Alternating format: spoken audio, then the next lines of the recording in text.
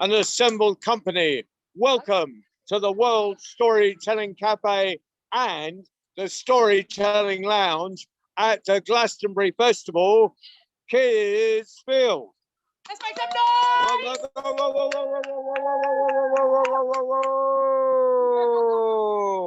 Right. Well, shall I start with a tale, and then we'll have a bit of nonsense from you. I don't do nonsense. Yeah, nonsense. No, very serious stuff. That's what I mean. Yes, can we have a bit of serious stuff from this man? He's a very catcher. Okay.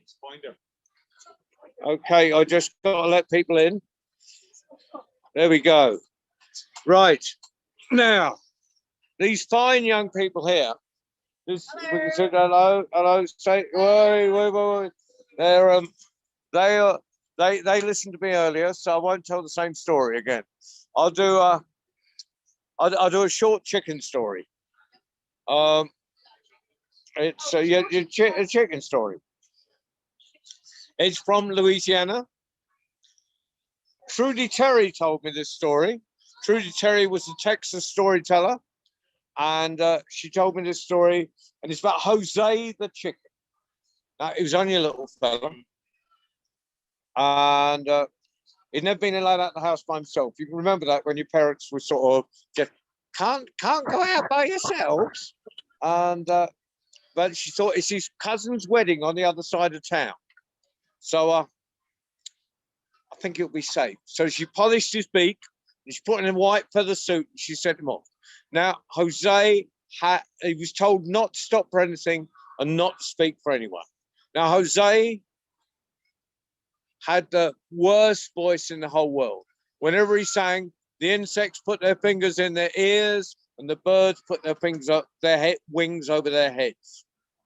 And you can shout that ears and heads bit out if you like. Make me feel like I've got a big audience, huge audience. So I was going down the road, and the insects had their fingers in there, and the birds had their wings over there. Thank you, Mike. I'd like to see you joining in. Lucy is very static, I see. Anyway, when he saw in front of him a big, fat, juicy caterpillar. Now, if there's one thing chickens like, it's big, fat, juicy caterpillars. But he remembered what he told his mum, and he carried on down the road. Sing top his voice. Insects had their fingers in there. We'll try that again. Insects had their fingers in there. And the birds had their wings over there. When he saw in front of him a big, fat, juicy grasshopper. Now, if there's one thing chickens like more than big, fat, juicy caterpillars, it's big, fat, juicy grasshoppers. But he remembered what he told his mum, and continues down the road. And he sees in front of him he sings top his voice. Insects had their fingers in there. Yes. And the birds had their wings over there. Yes. And when he saw in front of him a big bush full of red berries. Now, if there's one thing chickens like more than big, fat, juicy caterpillars and big, fat, juicy, it's big, fat, juicy. He thought just one. And he had that one berry. Now, at this point, I'm not entirely sure that the story is true, on account of the fact that you know and I know if you're wearing white and you eat red, it will drip down. It's a law of nature. It didn't go on my t-shirt. It went all over my hand. Oh, you get it on your hand, and then you forget you got it in your hand. You wipe it on your t-shirt. Yeah, that's so. Yeah, I just put more. You just wash his hand for him. Yeah, because good. You're good. You're looking after people. So. But anyway, he's got no red berry juice on his white feather suit. So and he eats another and another and another, and there's still you've ever had a box of chocolates and you intended to put some away for later, but when you put it away, there's none in the box at all. Yes. You know what I'm talking about. Well, it was like that. There wasn't one berry left on the bush. So And he's going down the road and he's singing top of the voice, and insects got their fingers in there. Yes. And the birds got their wings over there. Yes. Join it. George is told. All right, sit down, Donald. Well, anyway, so anyway, and he gets bored with that, so he plays at the end of your notes. He's covered in red berry juice. He thinks, "Oh no, I'm in terrible." So he goes to he goes to the, and remember his name is Jose. Very important this at this point in the story. So he goes to the grass. He goes, grass, grass, wave in the wind and wipe the berries just off me big, or I'm gonna be in big trouble. And the grass went, no way. Okay. So he went to the sheep. He went, sheep, sheep, eat grass, grass, wave in the wind and wipe the berries just off me big, and I'm gonna be in big trouble. And the sheep went, no way. So he went to the wolf. He went, wolf, wolf, sheep, sheep won't eat grass, grass won't wave in the wind and white birds you saw me big, and I'm going to be in big trouble. And the wolf went, no way. So he went to the dog. He went, dog, dog, bite, wolf, wolf won't chase sheep, sheep won't eat grass, grass won't wave in the wind and white the birds you saw me big, and I'm going to be in big trouble. And the wolf went, the dog went, no way. So in the man, he went, man, man, beat dog, dog, won't bite, wolf, wolf won't chase sheep, sheep won't eat grass, grass won't wave in the wind and white the birds you saw me big, and I'm going to be in big. And the man liked the chicken. He liked next breakfast. And he went, okay. So the man began to beat the Chicken. no, beat the dog. The dog. Give this man a round of applause. The dog began to bite the Grasshopper. no. Before the sheep, who chases the sheep? Dog. No. The dog bit the. Pigeon. I'll give you a clue. It howls. Wolf. The wolf. Excellent. Wolf began to bite the sheep. Yanina had it. Round of applause for Yanina. Right. Sheep began to eat the grass. Just take off the hopper and leave the grass. Right. The grass began to wave in the wind and wipe the berry juice off of Jose's beak. And he wasn't in big trouble. And he ran as fast as he could to the chapel, and he was singing top of his voice. Insects had their fingers in there. Birds had their wings over there. And he ran to the chapel, he threw open doors, and he said, I'm here, I can sing for you. And everyone in the chapel shouted, no way, Jose. Right. Now, I'm going to introduce my friend here, who's a dragon finder. Dragon finder, something like that. Hello there. Can we see him? Can we see him? We can see him. Yeah, you see it. That's it. Me there. So I've got to perform for you, but I've got to perform for all these here kids as well, especially this one. Kids, This kids, is the young ringleader. people. You look over here. Look, can you see that's the ringleader down there with the beard? Now let me just see something. Hello. Hello. Very good. You're the ringleader. Nice to see you. Well done, you. What's your name, sir? Jasper. Jasper. Nice to meet you. Jasper, stand up for me. Jasper, you might notice by the way I is dressed that I is something magical. Are you magical, Jasper? No. Have you ever heard of that? What's that movie? Come a bit closer. Wave in here. Look, and you can be transported all over the world. Look at that. Hello. There he is. Now, Jasper, here's a question for you. What's that thing with the wizard? What's that called? Harry Potter. Are you being invited to hogwash? No. No. All right. Well, I'll tell you what. Listen. I've got a few questions. How old are you? 13. 13. And Jasper's your name, right? And where are you today? Glastonbury Festival. Glastonbury Festival. One more quick question, Jasper. Why are you talking into a spoon? Why not? Why not? Very good answer. Why not? Yeah. Give that man a round of I have a applause. spoon here, and I'm going to test your magical aptitude, Jasper. What we're going to do is you're going to try and bend this here spoon with the power of your mind. Do you think you can do it? No, you got more faith than me as well. I think you can do it, Jasper. Hold out your hand, please, like this. Beep, beep, beep, beep. That's nice. The other one, please. Now, adding some sound effects. He's very good, and he gives him a round of applause. Yeah, give me £50. Oh, you didn't give me that as easy as the round of applause. Well, try that one. Hold out your hand like this. Perfect. That was good. He's got the proper sound effects coming in. Lovely, Jasper. Hold out your hand like that. And what you're going to do is you're going to clip that in there between your fingers, and you're going to imagine this heating up, right? Imagine the spoon heating up right there, like lovely melted butter. And what you're going to see in a minute, and over there in the TV land, is you're going to see this like droop, because he's going to melt this metal. It's going to be amazing, Jasper. What are you going to do? You're going to bend the Metal.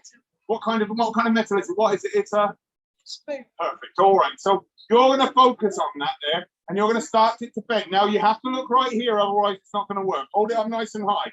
Keep focusing on it. You keep imagining it. Is it bending, Jasper? Is it bending? No, no, it's not bending. Are you believing it's going to bend? Yes. What are you trying to do, Jasper? Bend it. Then what? Oh, that's the problem. You see, it's a fork. Oh. Oh, Jasper, what did you do? How can I eat my soup now? You've made me a dingle hopper. Part of your world. That's the little marmalade. That is. That's very food themed today. No, I'll tell you what, Jasper, you did fantastic, didn't you? Yeah. Now you're talking to a fork, though, aren't you? Should we do something else? Would you like to see something else? Yeah. You don't sound sure. Would you like to see something else? Yeah. So would I, but you're stuck with me. Sorry about that. No. Oh. Just look, this is my dragon chip. Would you like to give him a little stroke on his head? Oh, he likes that. He's a shoulder dragon, you see. I mean, you've got to have a chip on your shoulder these days, haven't you? No, that's not funny, is it? No. Maybe you would like to give my shoulder dragon a little stroke on his head. Oh, nice. You want to have a go, do you? Lovely, get yourself. Oh, he likes that. Look at him. Would you like to try? No. No, too cool. Hey, he's got a song for you, actually. Would you like to see a song? Would you like to give a little stroke again, Jasper? Oh, he thought your fingers were sausages for a minute, didn't you? He's laughing. He does impressions. Would you like to see? Yeah. This one's for you, Yanina. Yes, here you go. Hang on, look, I'll show you him talking. Here we go. So, hello, I am a dragon. That's me doing the talking. You'd never guess, would you? Hello. Can you see my lips move? Yes, I can. You see, he's a dragon. He can't really talk. But he'll do an impression. Here we go. I do my wing toss, check my tail. Baby, how you feeling? Feeling good as heck. That's Lizzo-ard. He's the Lizzo. No, the jokes do get better, all right? I'm sorry about that. Hey, now let's see. Has anyone here seen a fairy? Actually, you are a fairy, are you? I'll tell you what, actually, instead of fairies, who would like to help me? Excellent. If you would like to help me, get me your parents' credit card and PIN number. No, don't do that. That would be terrible. What a terrible suggestion there, Donald. I can't believe you say such a thing. No, you keep that to yourself. I better not have that thing very much. Oh, you got me plastic, eh? Yeah, look at that, eh? So who would like to help me? I'll tell you what, if you want to help me, stand up. If you want to help me, sit down. If you want to help me, stand up. Sit down. Stand up, sit down, stand up, stand up, sit down, stand up. Stand down! Oh, I know, right? I don't know either. Come up here. What's your name? Felix. Nice to meet you. Oh, hang on a minute. He does bumping elbows these days, right? Do you know why? Because when you're a fairy finder, you've got to be careful you don't catch goblins. You see this little fella here? And Felix, come stand here, just underneath the anvil. Perfect. Yeah, don't look up at it. What we're going to do is this. I want right here. Look, he's come over your beard. Did you feel him wiggle? No, you didn't. Not yet, but you will. That's the thing about goblins. They're very slippery creatures. Did you know that? Now listen, I need you. The reason I ask for your help in particular is because you've done an excellent job of standing in front of Donald. I don't ask to see him. That's beautiful. That is. That's got yellow in there. Still in there. There's the goblin. But now listen, what we're going to do is this. I want you to take this goblin and hold out your hand for me, please. No, the clean one. No, the clean one. No, the clean one. And then what you're going to do is you're going to take this here goblin and you're going to squish him up in your hand like that. Can you do that for me? Nice and tight now. Ooh. I heard it squeak when you did that. Now hold him up like that. And what we're going to do is I'm going to show you. Can you see this? Come over here. So TV land. This is his hand. This is my friend here.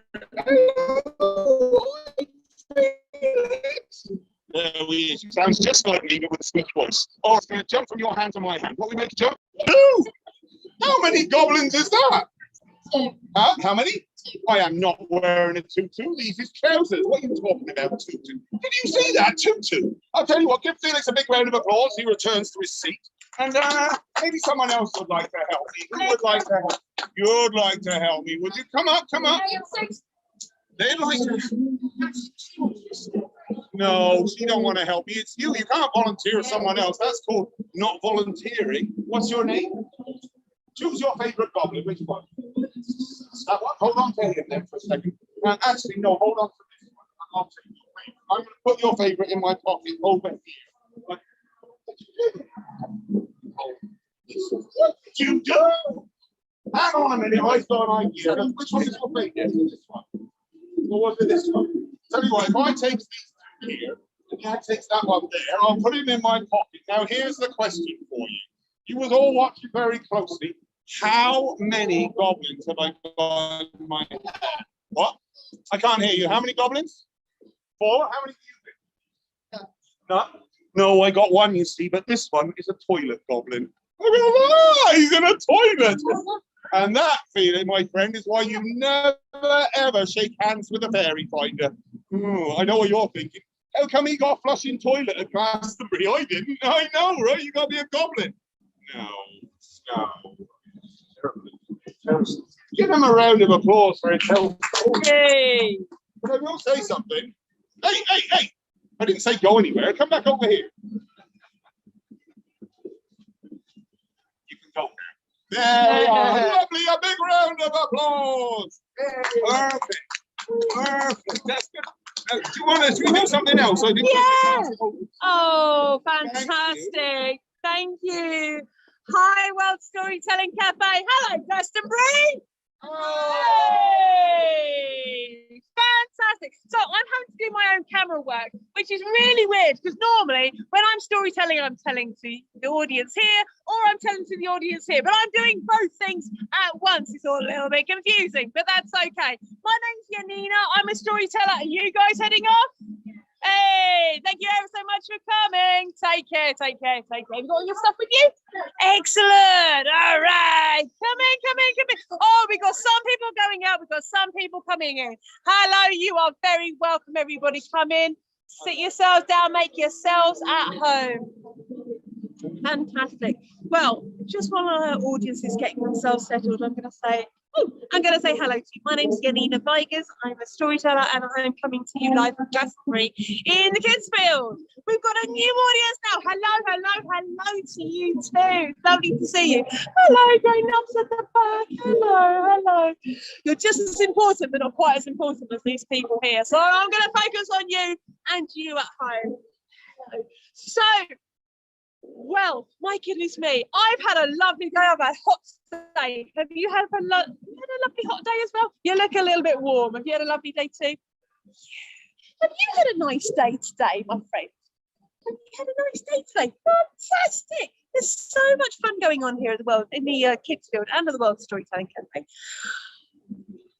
I would like to tell you a story about someone else who had a little bit of a not so good day. This story happened way back, right at the beginning of everything. There lived a man who sold hats. That's right, just like this hat here, and that hat, and that hat, and that hat also. Wow. There lived a man who sold hats. And every single day was the same. Day in, day out. Monday, Tuesday, Wednesday, Thursday, Friday, Saturday, Sunday.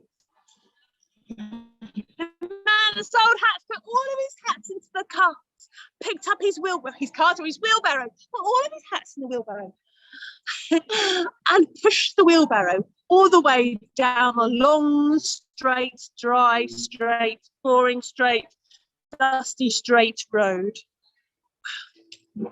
The man had done this so many times before. He got a little bit bored.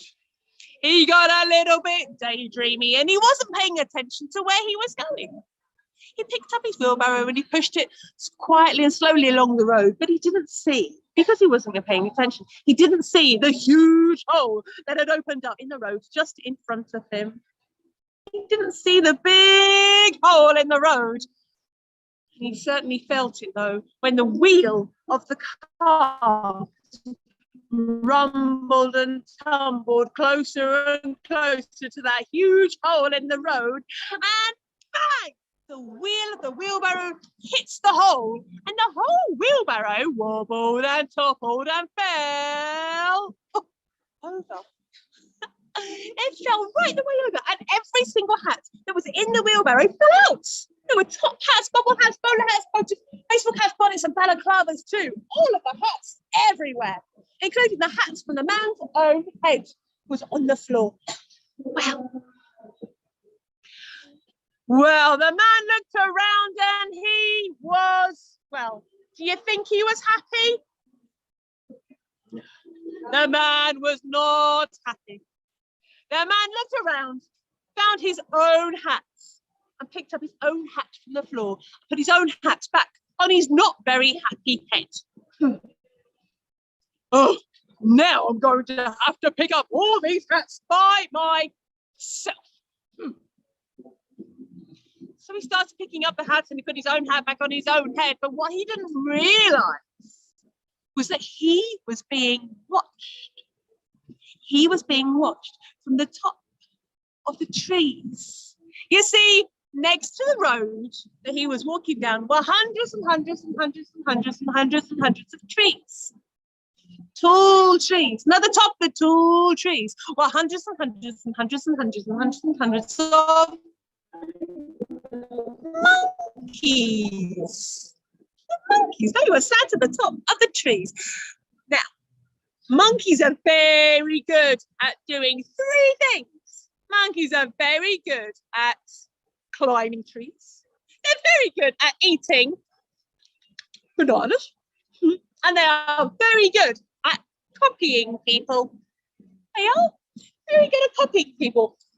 What a monkey sees, a monkey does. And the monkeys all came laughing and chattering down from the trees. They landed on the floor and they each picked up a hat and put one hat on each of their own little monkey heads.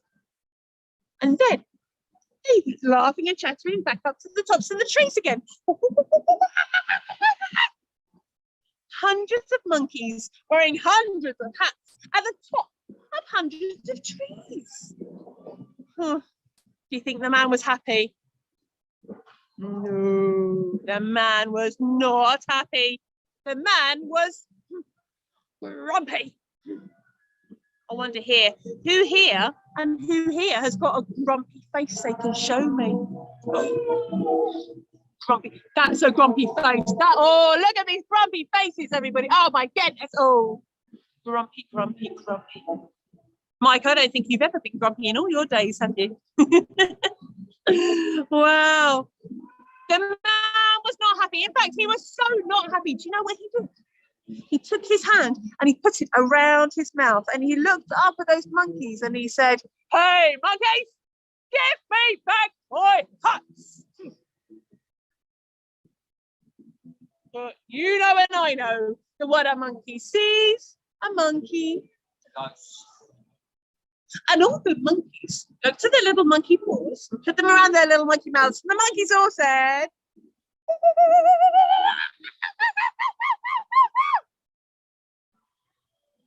they did not give the man his hats back. Do you think the man was happy?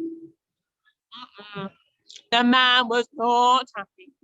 The man was not grumpy. The man was cross. He was so cross. He was so cross. You know what he did? He took his hand and he made it into a fist. And he looked up at those monkeys and he shook his fist and he said, "Hey, monkeys, give me back my hats or there'll be trouble."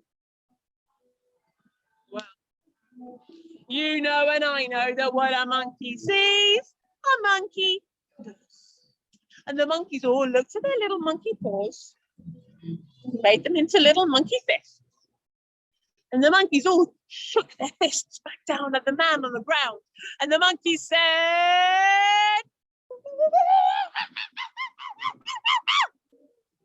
they did not give the man his hats back. You can come in if you want to come and join us. Come and sit down in the shade. Yeah, please come in. We have more people joining us. They did not give the man his hats back. Do you think the man was happy? No, he was not happy. You're so right. He was not happy. He was not happy. He was not grumpy. He was not cross. He was angry. He was so angry. I wonder here who's got an angry face they can show me. Ooh, oh my goodness, that is an angry face. I'm going to show you John's angry face. You won't see it very often. Oh my goodness me. Louis, have you got an? Oh, Louis's got the best angry face. Look at those brows, Louis. Oh, I can't even make my face do that at all. That's fantastic. Oh, Louis, look at that smile. You can't be angry for long, can you? No. Wow, he was so angry. Do you know what the man did? He looked on the floor and there he saw a long, lumpy stick. He picked up the stick and he held it high above his head. And he looked up at the monkeys and he said, "Hey, monkeys, give me back my hats or there'll be trouble." But you know, and you know, and I know that what a monkey sees, a monkey does. The monkeys all looked around themselves and they saw lots of long, lumpy sticks around them as well. They were still attached to the trees though. They were the branches. So they took their little monkey paws and they placed them around the branches and they tore the branches from the trees. They held the branches above their heads and the monkeys all said,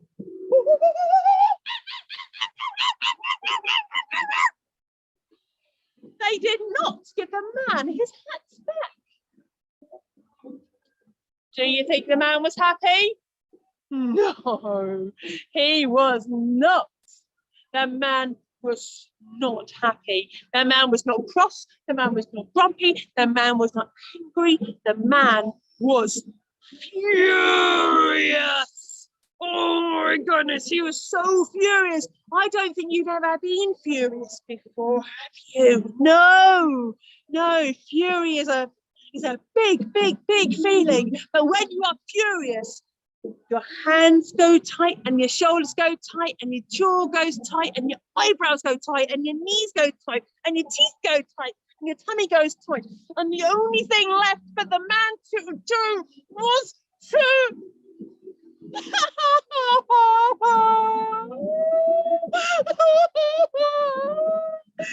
I cried.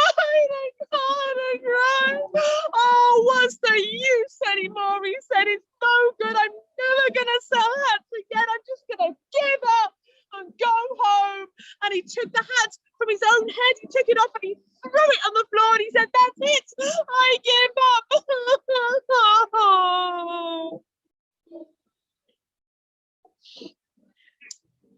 Now you know and I know that what a monkey sees, a monkey does. And the monkeys all looked down at the man, sat on the floor, as he was having a tantrum.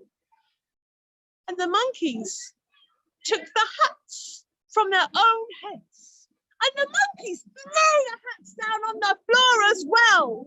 Top hats, bubble hats, bowler hats, boaters, baseball hats, bonnets and balaclavas too, all came raining down around the man. And they hit the floor like great big hailstones.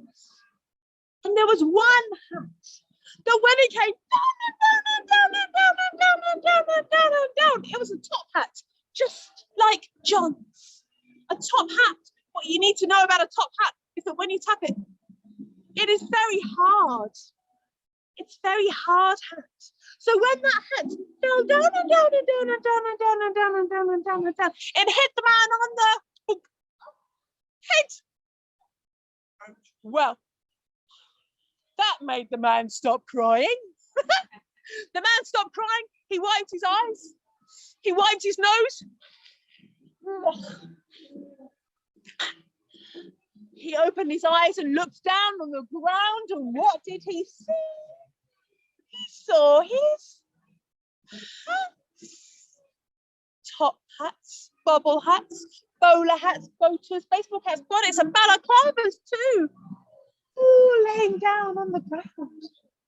So as quick as a parent squawk, he scooped down and he started picking up all of the hats, starting with his own hat, put it back on his own head, and then put all the rest of the hats back into the wheelbarrow. Every single one, until the wheelbarrow was full again. And then, paying careful attention to where he was going this time, he picked up the handles of the wheelbarrow and he walked all the way down the rest of the roads to market.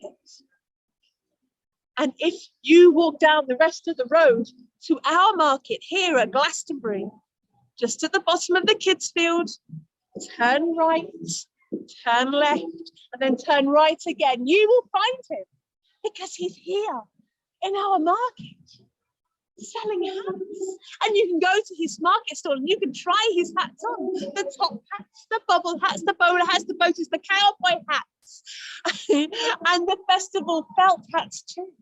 You can try them on. You can even buy some if you want to. But if you go, you need to remember one special thing. You must not never, ever, ever, ever talk about monkeys with him, because he still gets very, very, very upset. Everything has a beginning, everything has a middle, and nearly everything has an end. But this is the end of that story of the man that sold hats. Give yourselves a wonderful, great big clap for helping tell that story, everybody. Thank you, thank you, thank you, thank you. I'm going to hand you back to John. Thank you.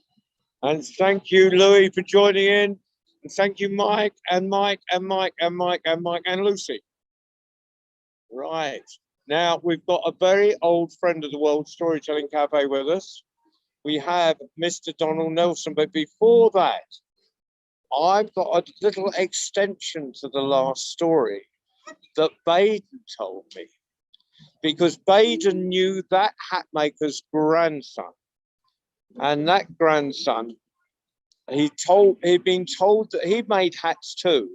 And he had been told the story by his granddad. And so he went down, and of course he had a big cart full of hats, and he got tired and he sat down under a tree. And he wasn't that worried, because he knew the monkeys were going to take all his hats. And they did, and as soon as he woke up and he saw the monkeys had his hats, he took his hat and he threw it on the ground. Because as you know, what monkey sees, monkey does. But no hats came back. And the oldest monkey looked down and said, "We've got granddads too." Right. So on that, and I got that ending from Baden Prince. But we're going to pass over to young Donald here. Thank you very much, Grandad. Oh dear, John, what's happened here? What's happened? What's happened? All right. We're having tech. Donald, of course, is a technical disaster. And everything he touches turns to liquid. Okay, I'll try not to press any buttons. Hello, everybody. Lovely to see you all again, especially you, Sir King Louis. Anyway, I'm starting to get festival throat already, so it's going to be a short one. There were two ducks that lived in a pond, and the weather, a bit like what it is at Glastonbury just now, was very, very hot, very, very dry. Yeah, if you, John's going to be my cameraman. You can't see me now. Yes. Yeah, that's good, John. Thank you.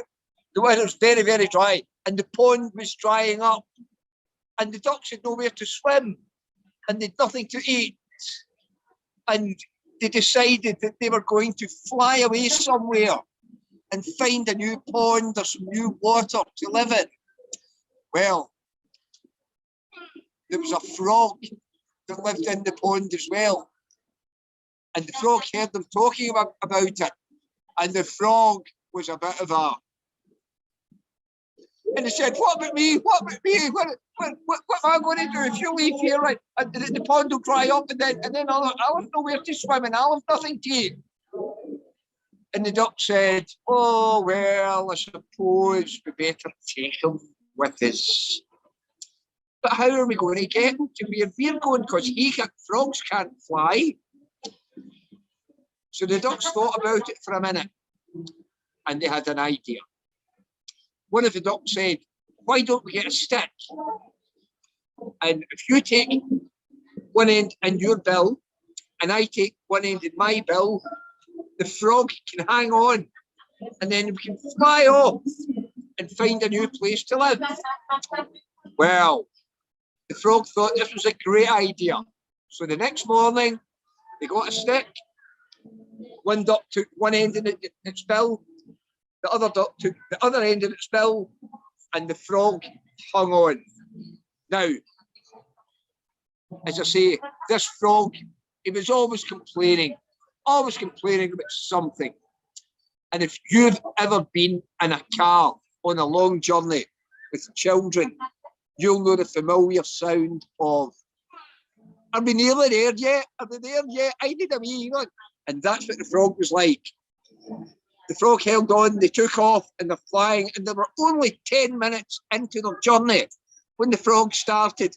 Are we nearly there yet? Are we nearly there yet? Oh, when are we going to get there? Where are we going? Where are we going? I need a wee. And the ducks eventually got tired of complaining. And he's saying, my arms are sore hanging onto the stick. My arms are really sore. Oh, I think I'm going to fall off. So the ducks went down and they landed. And the frog said, well, thank goodness for that. My arms are getting really sore and I needed a wee, I was really tired. We're not there yet, blah, blah, blah, blah, blah, blah, blah, blah. And one of the ducks said, I've got an idea. If your arms are tired, why don't you hold on to the stick with your mouth? Well, bye, bye. That's audience leaving. Why don't you hold on to the stick with your mouth? And then the frog said, well, you know, I was going to say that, but well, that's what I'll do. So the frog held on to the stick with its mouth, and the ducks took one end in each of their bills, and they started to fly. And as they were flying away, the frog said, are we nearly there? Yeah. Luckily, they were flying off some water, and the frog was fine. But the moral of that story is, sometimes it's best just to keep your mouth shut. That's what people tell me all the time. But right now, you're probably hearing a little background noise because on the main stage, and it might as well be in this tent, the Foo Fighters are on the main stage. So there's thousands of people down there, which is another reason why this tent is very empty. But we have one more teller, and that would be perfect. Someone who we've never seen on the cafe, because I can't persuade her to Zoom. So she's now Zooming. She's now doing. Have you done Zoom stories before? Yes, She's done Zoom stories before. Why haven't you done Zoom stories for me? because every time I try to do a Zoom story for you, either lightning strikes or we have a power cut or something else happens. So I do apologize. I think I once did half a story and not the rest. So maybe this is the moment. Well, that's because you live out on in Fishguard. In fact, on the far side, you're nearly in the sea. I know. You very nearly live in the Irish Sea. How can you expect to get decent internet from underneath the Irish Sea? We are hoping that will improve, and then I'll be a regular on the Storytelling Cafe. How lovely to see the people! Isn't that gorgeous? Oh, which one is Louis? I think Hello, Louis is the Louis. top square. Can you It says wave Sir at King me? Louis. Hello, King Louis. How very nice to meet you. Well, I live in Wales, as Mike said. As what's your name? No, John. But what's Sorry. the name? Yeah, I live in Wales, and Wales is a place of stories, and a place of stories that are inspired by lots of things around you. And one of the things around me in my house, well, they're just a little bit away from the house, are my chickens. They are so naughty. They're always trying to escape. And sometimes I have to sing to them or give them bribes of corn or something of that sort. But I want to tell you about a chicken who lived in a farmyard quite close to me. And she lived in a farmyard with a dog and a cat and a few other chickens. And one day, she overheard the farmer say that it was time to start to cut the corn, because if they didn't cut the grain, it would rain and it would all be spoiled. And she thought, well, she liked to make bread, you see, and she thought, if all the grain was going to be spoiled, how can I make bread? So she said to the rest of the chickens in the chicken house, would you help me, please? I need to collect the grain from the field, then put it between two stones and grind the grain to make flour so that we can make bread. Oh, no, they said, we're much too busy for that sort of thing. We've got to lay eggs for the family and for the visitors. So she went to the dog and she said to the dog, would you help me? And she explained what she had to do. And the dog said, nah, I've got too many other things to do around the farmyard. I've got to sniff out all the smelly sniffs. And I've got to bite a few ankles and maybe round up a few sheep. I'm not helping. And she then asked the cat, and she told the cat what she wanted. And the cat, I don't know if anyone there has a cat, but you know, cats have this way of looking with great disdain. Oh, no, said the cat. I can't help because I'm far too important. So the little red hen went into the field and she gathered as much grain as she could. And she brought it back to the farmyard and she placed it on the grinding stone. And she said to all of her friends once more, would you help me push the stone back so that we can grind the grain to make flour? And none of them would help her.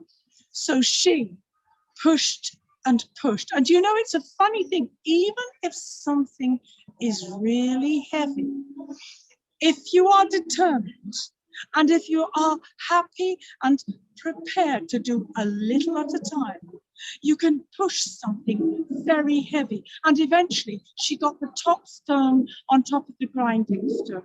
And then she managed to make circles with it. And as she did that, she watched all the flour come out onto the clean cloth that she put underneath.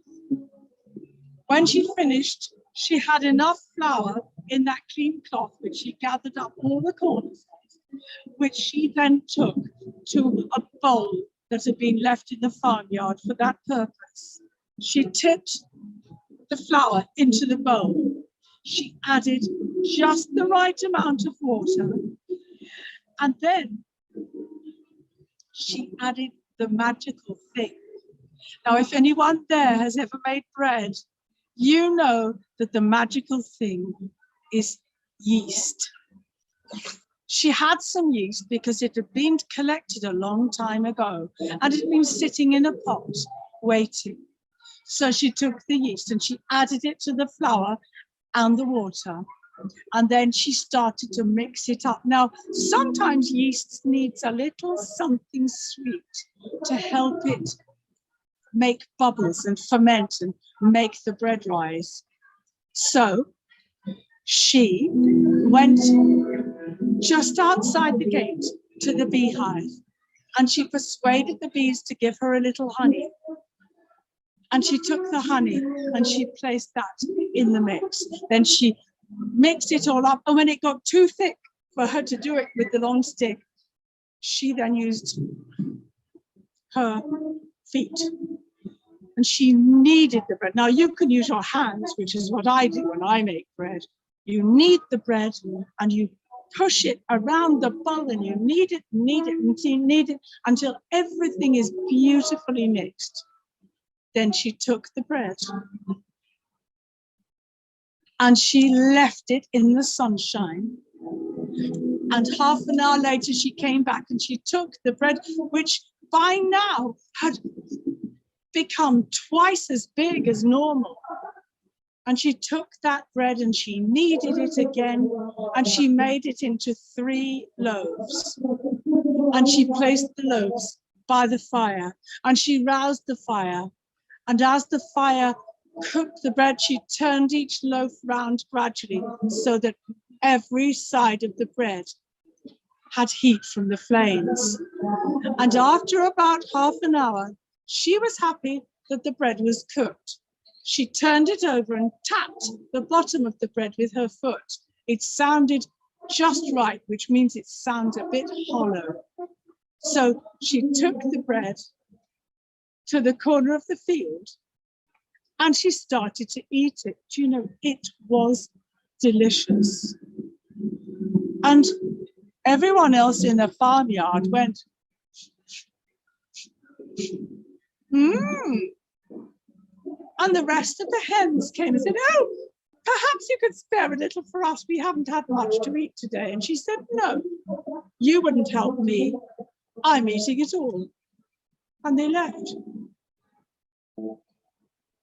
Then the dog came and said, get a bit of your bread. No, she said, you wouldn't help. So no, none of it is for you. And then the cat said, what about me? I'm very important. No, she said, if you don't help me, you don't get what I make. And she sent the cat away. And she sat in the corner of the farmyard and ate all of the bread herself. And I think she deserved that. Don't you? Thank you, Christine. And before we leave, we'll take one more walk out into the field. If I can stand up, that'll work. Right. So Kidz Field is nearly closing for the day, as we are. But to have a look out at this wondrous sight. We're good. There's the daily joke.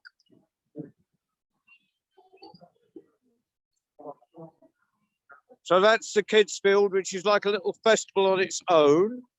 So what have we got coming up at the World Storytelling Cafe?